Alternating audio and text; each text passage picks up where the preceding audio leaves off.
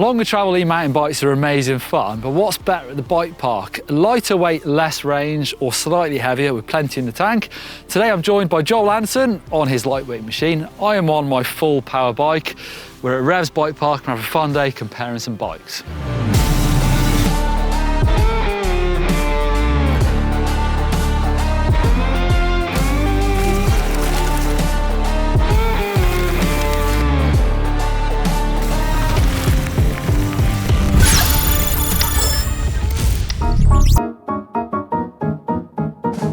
This is my Canyon Torque on CF carbon fibre, so 175mm of rear travel.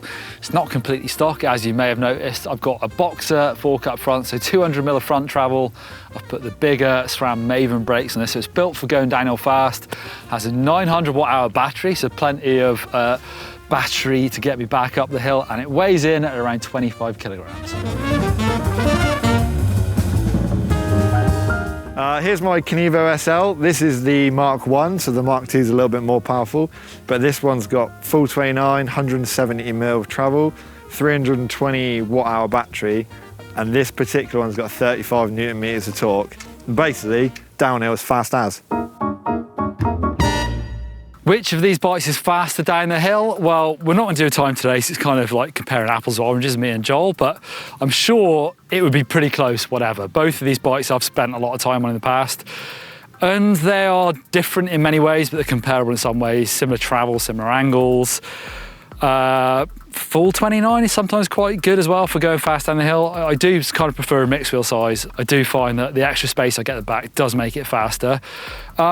What you lose in weight, in manoeuvrability, oh, I call it, the wind blew the big bike over, you gain in sort of being good over the chunder. So the weight of this bike really helps you in that really rough stuff. Suspension works really well. Of course, you do have to stop it. I've got big brakes, so I've got good tyres, but you can feel the weight if you have to stop this bike fast. So it depends a lot on the track you're riding.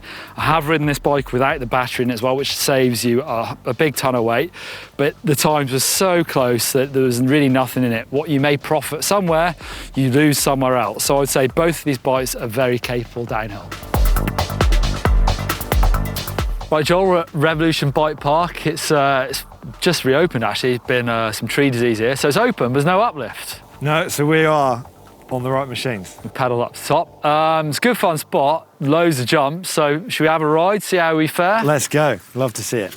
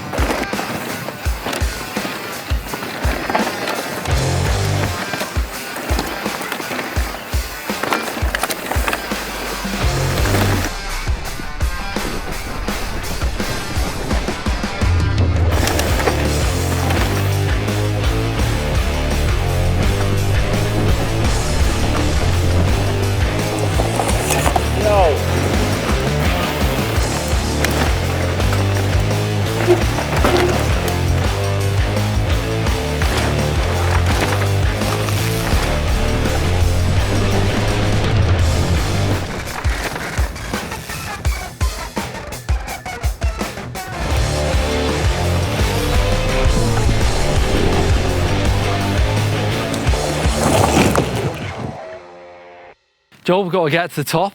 It's push up this place now most of the time. So I'm packing 80 kilograms and 85 Newton meters. I reckon it's quite the combo. What about yourself? I am also 80 kilograms. I got a slightly lighter bike, but I've only got 35 Newton meters of torque. Well, it's not a race, but I'll see you at the top. I'll see you when I'm sweating. 3, 2, 1, go!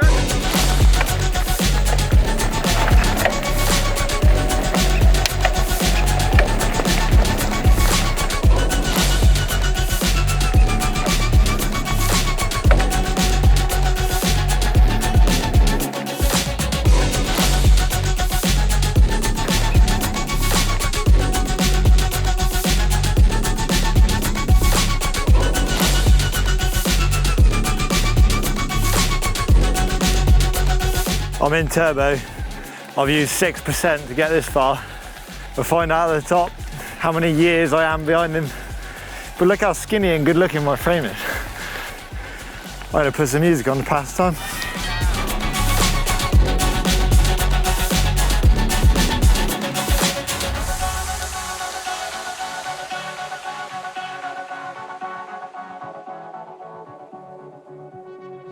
Right, next comparison, who could do the most runs?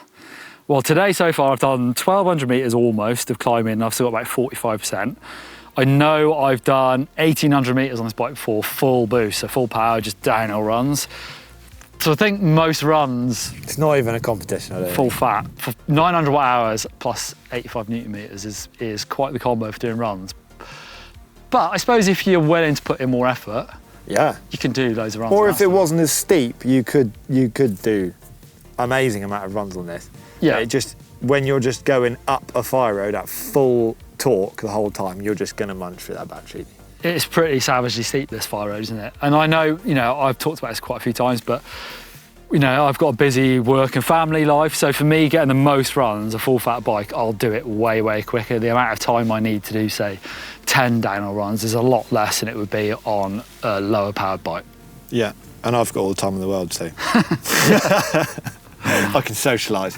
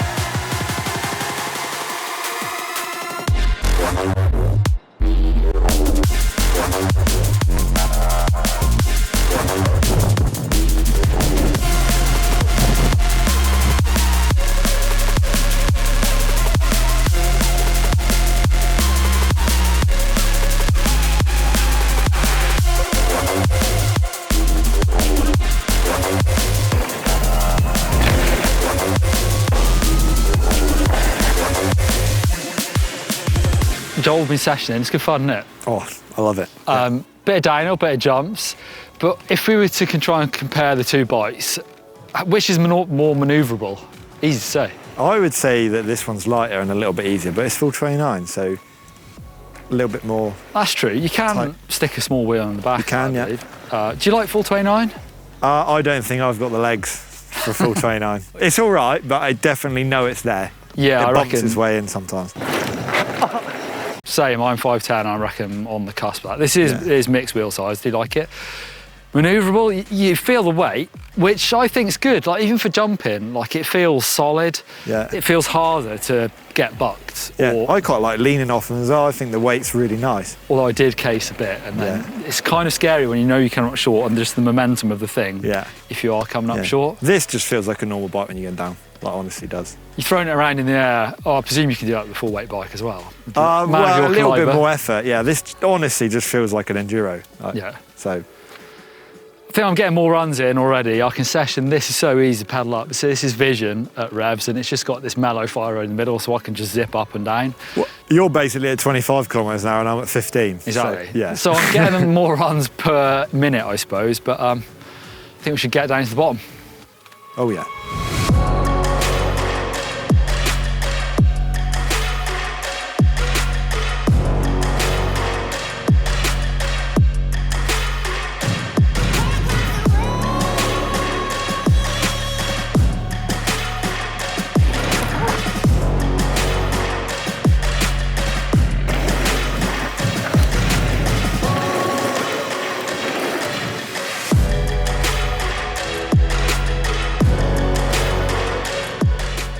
Travel-wise, what do you think for a bike park like this? Where's kind of bigger features, I suppose? We're pretty similar, 170 and 175. Yeah. So that's about right? I really enjoy having another set of crowns. Just makes you feel a little bit safer going through the rough stuff and tackling some bigger jumps. But in reality, it does feel somewhat the same, doesn't it? Exactly. Like you got 38, I've gone triple clamp, I've overgunned up front. Feels good. It does feel really stiff. Most of all, it looks cool, but I don't know. I guess I add a couple of 100 grams, I think, with this fork, so it adds up, but actually it feels great. So I think for a bike part like this, I wouldn't want to go much lower than like 160 travel, I suppose. Yeah. How do you feel about shorter travel on big jumps? I quite like short travel, but you got to get it right. If you're not gonna get it right, you're gonna want the extra suspension. And you then compromise a little bit on the pure downhill stuff, I suppose. Yeah. But for jumps, you don't mind. No, jumps I quite like the speedy little wheels with a little bit less suspension, but this thing just eats everything up that you throw at it, so it almost feels like a downhill bike. Yeah, interesting. So this does feel like a downhill bike totally, except for, you know, an e-bike, a downhill bike, but it's kind of what I use it for.